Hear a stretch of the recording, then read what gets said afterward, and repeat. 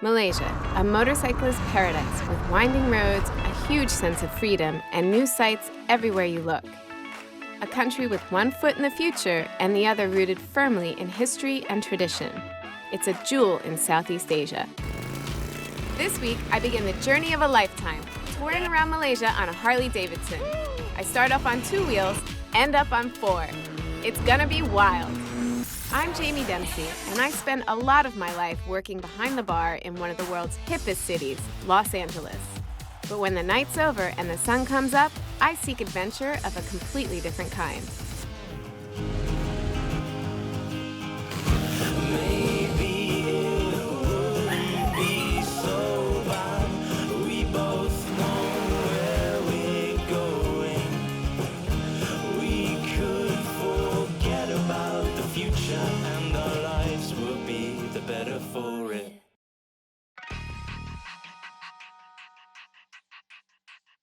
After spending nearly 36 hours on planes, trains, and automobiles, I finally arrive in the most southerly state of Malaysia, Johor Bahru.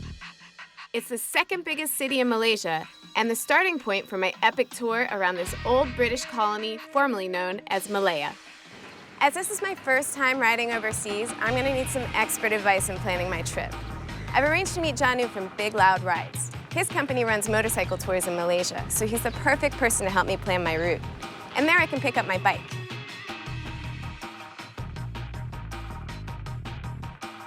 My first challenge is actually finding Janu. Back home in LA, the streets are laid out in a grid system, so it's easy to find your way around. The streets of Johor are narrow, windy, and there seems to be no logic to how they connect. Still, it's good to be lost sometimes, as I get to see lots of interesting things along the way. I thought Janu would be hard to spot, but in a town like JB, a big Finnish man surrounded by Harleys stuck out like a sore thumb. Hi, Jaime. Juha, so nice to meet you. My pleasure. Once we got the map out, it became clear just how huge this journey was going to be. Malaysia is about 1,000 kilometers in length, and I intend to drive around the entire country. All right, now we are in Johor. You have to definitely go to Disana. Here you have Crocodile Farms, you have Ostrich Farms, you have wonderful beaches, small villages. The more I look at the map, the clearer it becomes that if I want to see everything he suggests, I'm going to need some serious planning. Perfect. I'm so excited to go. But now, I'd like to see what I'll be riding. I have something special for you. What is it? The Harley Sportster 48, my favorite bike in the Harley range. It's raw and authentic and just the right size for me. Blacked out and polished, this 1200cc Evolution V Twin looks fantastic. With this bike, I'll be turning heads from here to Penang. Ignition. On the right-hand side here. Okay. Got it. Run, start.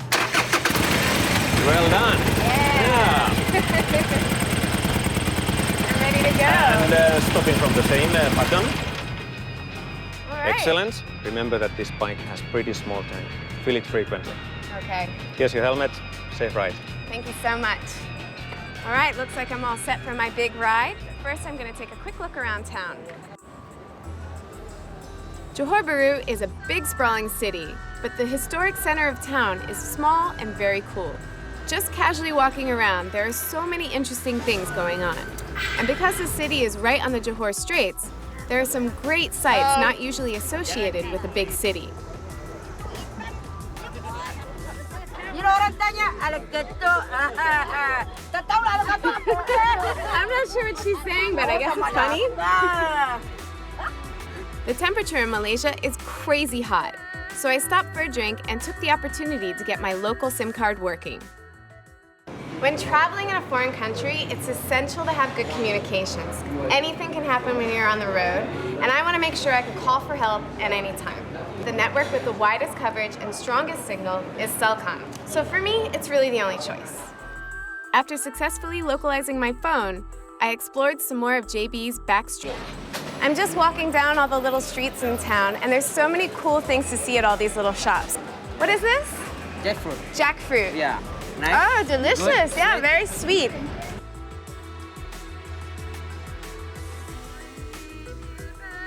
Back in the US, I read about this Malaysian adventurer who rode from the tip of South America to Prudhoe Bay, Alaska.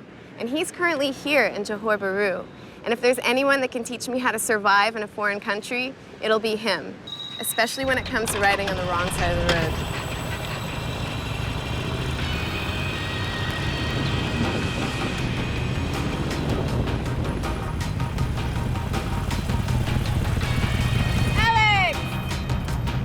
What took you so long? Much for meeting me. Well, you know, getting through this traffic. Well, it's easy, right? Yeah, no, not easy at all, but I survived. Okay, step into my office. We got lots to talk about. Yeah. Alex Yoong knows what he's doing when it comes to biking. His solo ride across the Americas was a massive quest spanning some 19,000 miles. So I wasn't surprised to hear that he ran into some pretty strange people and some equally strange places along the way. No, I saw some interesting stuff. You know, one in particular is I came across a SWAT team ambush. I arrived about 5 minutes after it all happened, and there were people on the ground, not moving. Oh my God. Yeah, so that was quite exciting. Crazy. Yeah. I also climbed a volcano, the Kaca volcano, and exactly 3 weeks later it exploded, and there were casualties. So yeah. So I'm lucky in a sense, yet unlucky. Yeah, I need to borrow that angel on your shoulder. Yeah. Sure. Okay, well, I'm about to go on my first big adventure, and I could use a few pointers to keep me alive. Okay. I guess the first thing I should tell you is you're in Malaysia. So when we start hitting the village areas up in the kampongs, what we call the kampongs, you have to be really careful because no one really uses the indicators. So just watch out and basically expect the unexpected. Okay. And it wasn't just words of wisdom that Alex had for me. He also gave me a new best friend for my travels, his book as a guide. I've signed it up to you right here. To Jaime, let's ride. And ride we did. Alex took me on a tour of Johor so I could get used to the Malaysian roads and Malaysian traffic.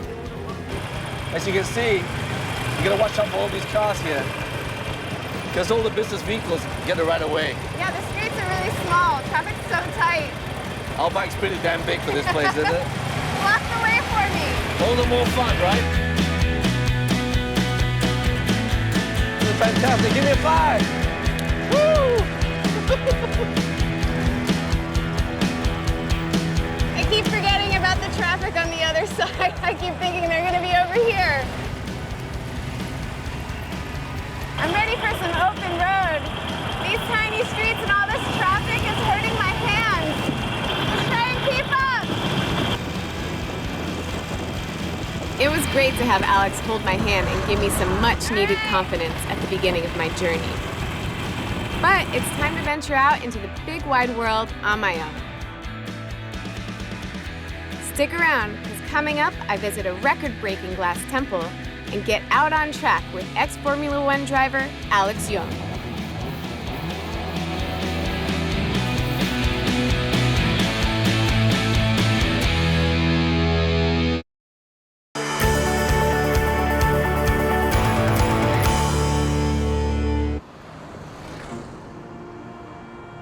One of the cool things I've noticed about Malaysia is that it seems to be culturally very diverse. Although the main religion here is Islam, there are a number of other religions and beliefs, which leads to a colorful combination of people and architecture. I was told to keep an eye out for one building in particular, the Glass Temple. Oh, wait a sec, no shoes allowed. Wow, this is a little bit like knocking on Emerald City's door. Hello? Hello, Guru. This is a major Hindu temple, as well as one of the oldest temples in Johor Bahru. Since it was reopened with its glass fittings, it's become one of the state's most famous tourist attractions. The temple is listed in the Malaysian Book of Records as the only glass temple in the country. It's beautiful. How many pieces of glass did it take to build? It's more than 500,000 pieces.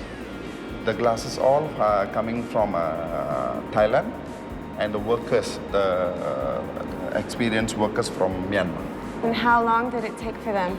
It is around 1 year and 6 months, 1.5. I would have thought it would have taken a lot longer than that. Yeah. I'm very impressed. They are working day and night. Well, I notice it's not just the glass that makes this unique. I see a lot of different representatives of different faiths. Yeah. And is that unique to this temple, or? Yeah, it's unique also for me as a master in this temple. I believe that every religion is true. So I put all the masters of the religion, like Jesus Christ, like Buddha, like Guru Nana for the Sikh religion, and Hindu also. We got one lady there. Oh, I noticed. Mother Teresa. Mother Teresa, Yeah, that's Mother right. Teresa. I love how this temple embraces all religions. There are so many different things to see and learn about the various beliefs, and I found it really inspiring. I got something very special to show you. This is a mural. This is my own idea. You see, the driver of the motorcycle is a Hindu. He fall down. The Muslim who wearing the songkok is helping him, and the Christian, you see, wearing the He's got the cross around the neck. He is helping to take the motorbike. See, it shows that religious unity is very important. When I walk in, I felt very peaceful. Yeah. And I feel that sense of welcome. Yeah, thank So you. I think you're very successful. Yeah. I definitely left Johor City with a sense of calm. The winding roads of Johor Bahru merge into decent highways very quickly, and as I open up the throttle, I feel my adventure beginning. So it's all eyes and ears from now on, and we'll see what we see when I ride and seek.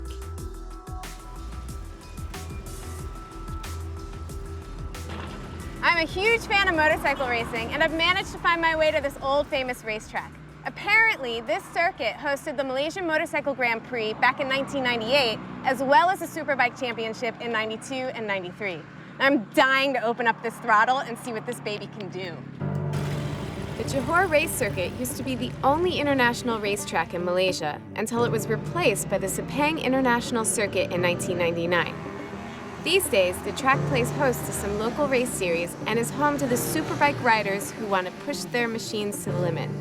I'm lucky enough to have arrived here on a motorcycle test day. That means anyone can take their bikes out. This isn't a track bike, but I'm gonna take her for a spin anyway. I wanna hear this engine roar.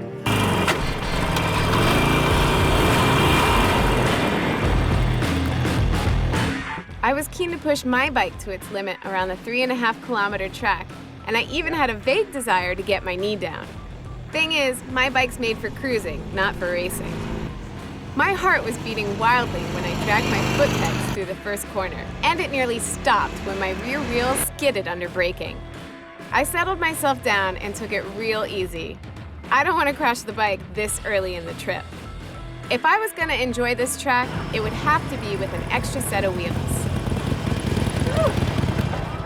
Man, those curves were insane. There's no freaking way I want to be out here with those super bikes.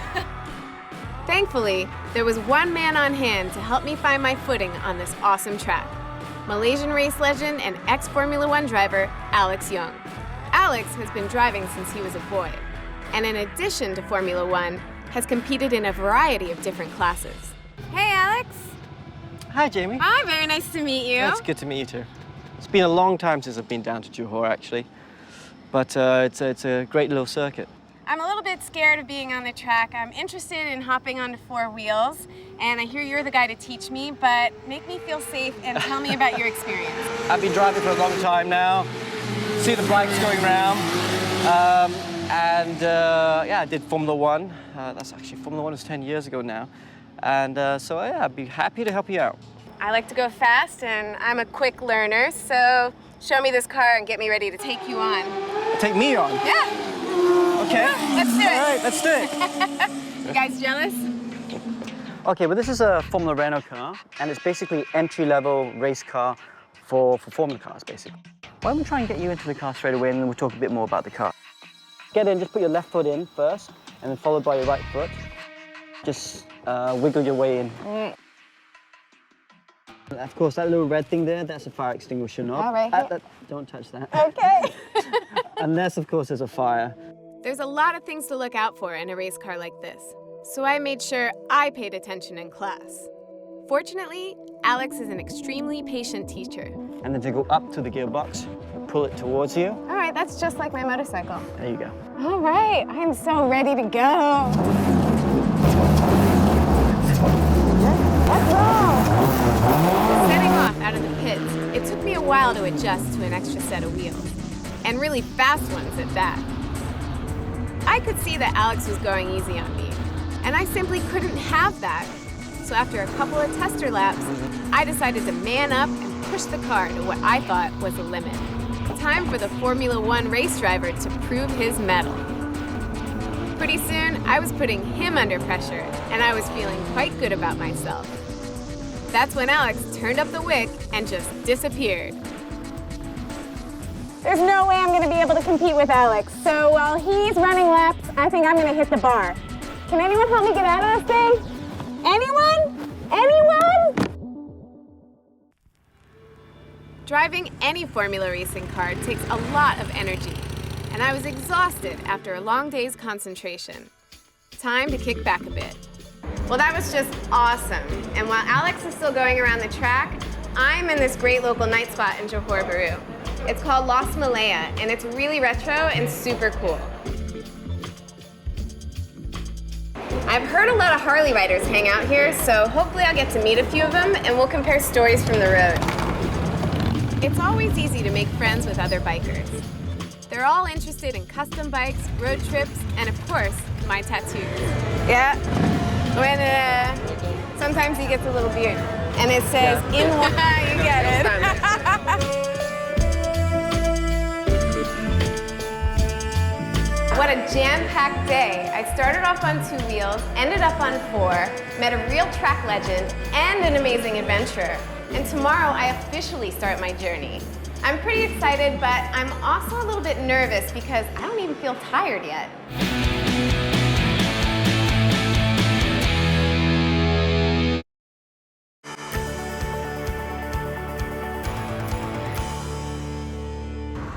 I'm headed northeast towards Kota Tinggi. I've been told to look out for a crocodile farm along the way, but the signboards seem a bit random, so I think I need to stop and ask directions.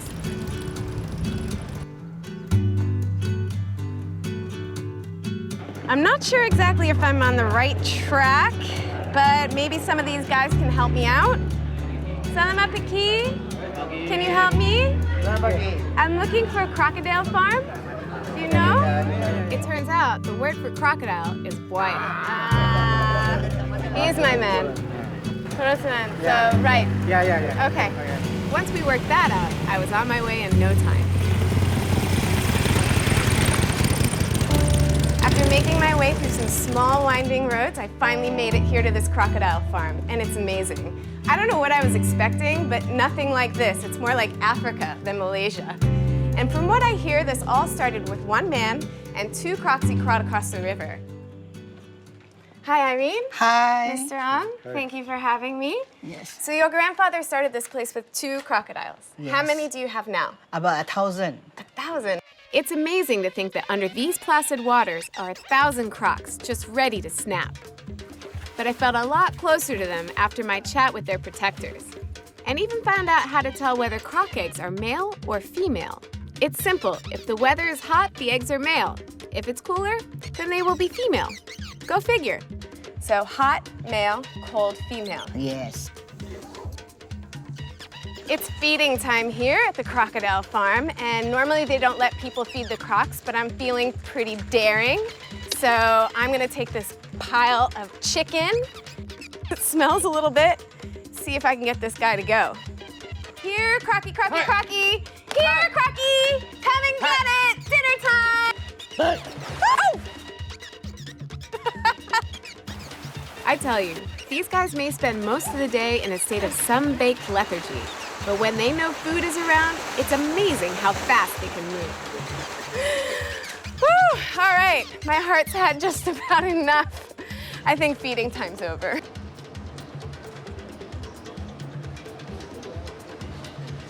I've had a fantastic day here at the Crocodile Farm, made some new friends, learned a lot, fed the crocodiles, but now I think it's time for them to feed me. It only seems right.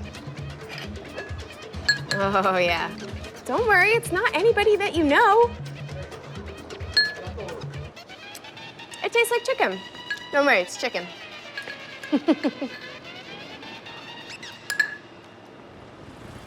Well, that was a lie. It tastes like crocodile. Just weird. I don't think I'll have it again, but that's the point of this trip. to try new things and let the adventure unfold.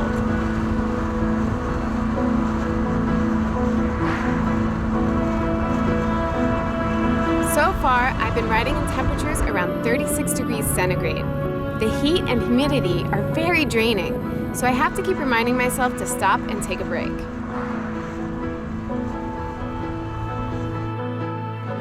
One of the great things about being on the road in Malaysia, there are all these neat little places to stop, say hello to the locals. Selamat pagi. And so I've just stopped at this neat little shop and I gotta get some water because I'm dying of thirst. You gotta stay hydrated here. It's so freaking hot. Selamat pagi. Mineral, yeah.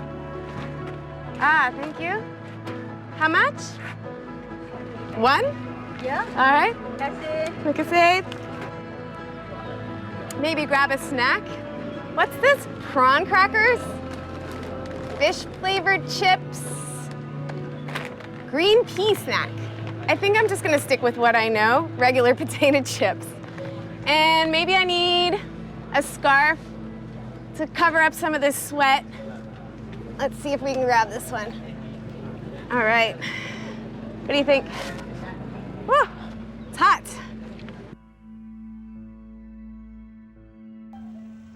Drifting slightly off the beaten track, I meander along a narrow set of roads, occasionally getting hijacked by curious kids. You like my bike? Yeah, it's good. I'm curious about something I saw on the map earlier. Eventually, I managed to find it. From big lizards to big birds, I just arrived here at this ostrich farm, and I'm looking to see some big eggs. I don't know how many exotic farms there are in Malaysia, but I'd like to check it out. Now, the only real thing I really know about ostriches is that they are flightless, like penguins, and like to stick their heads in the sand. But after chatting to my host, I learned that they are highly intelligent creatures. All of a sudden, it feels like we are the ones being studied, and not the other way around. He's curious. He's going to give me a peck there. Eh? Not so painful. It doesn't hurt? Doesn't hurt. Oh, Yeah, you want to try? I'm a little scared. No, no. You All right, I'll try. Yeah. Just close it. Clench your Like fingers. this? Yeah. One more. One. Oh, it's not too bad. Not too bad. Ostriches like these, okay, they are not aggressive. If they're aggressive, they use their leg to kick you, actually. I'm the most popular girl on Sesame Street, and I've got more than one big bird. Ah! Every journey has its good omens, and as it turns out, I was in the right place at the right time to find one of them.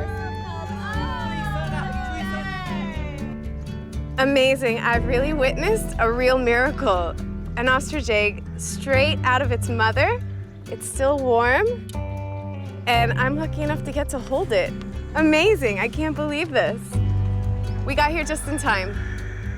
I was sad to leave my new feathered friends, but it was time to get back on the Harley and head off into the sunset. It's been an eye-opening day here at the Ostrich Farm. Wait a minute, this isn't my motorcycle. Anyway, andale, arriba! Next week, I head north up the East Coast in search of sun, sea, and sand, visit a crystal mosque, build a boat, and almost get eaten alive by fish.